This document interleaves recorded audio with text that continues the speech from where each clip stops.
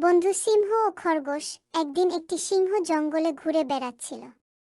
সে খুব অভিমানী ছিল। বলল, আমি সবার চেয়ে শক্তিশালী। তখন এক খরগোশ আসলো।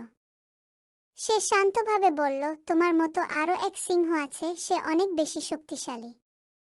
সিংহ রাগে গর্জে উঠল, তাকে দেখাও। খরগোশ তাকে একটি কুয়োর কাছে নিয়ে গেল। সিংহ কুয়োর পানিতে নিজের ছায়া দেখল। ভেবে নিল, এটাই সেই সিংহ।